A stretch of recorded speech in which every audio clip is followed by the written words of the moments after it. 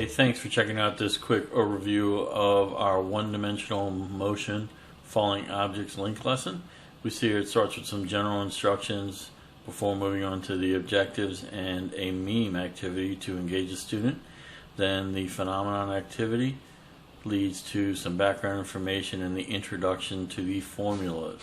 The lesson then talks a little bit about air resistance before it does a vocabulary check. Now, most of the students will probably already be familiar with some of these terms, and they repeat in various lessons just to keep the student engaged with the vocabulary. Then we cover some misconceptions about falling objects, Galileo's famous gravity experiment, and some other videos on falling objects, before taking a look at what happens if objects are thrown up, thrown down, or dropped.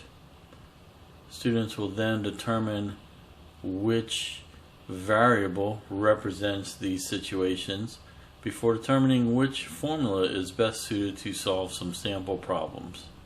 And finally, they'll engage in some actual problem solving and have some answers to select before reaching the checkpoint. After the checkpoint, there's an Internet Research Minute where students will research some of the largest survived drops without a parachute before a pretty comprehensive spreadsheet graphing task, which is laid out step by step and produces a graph something like what is shown here. They will attach that graph before using the objectives and some sentence starters to write a reflective passage to chronicle what they've learned from the lesson.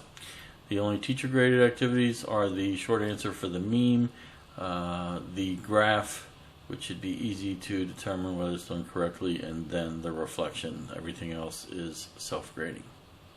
All right, thanks for watching. And if you're interested in this link lesson and any more, please check the description below and follow a link to my TPT store. Thanks.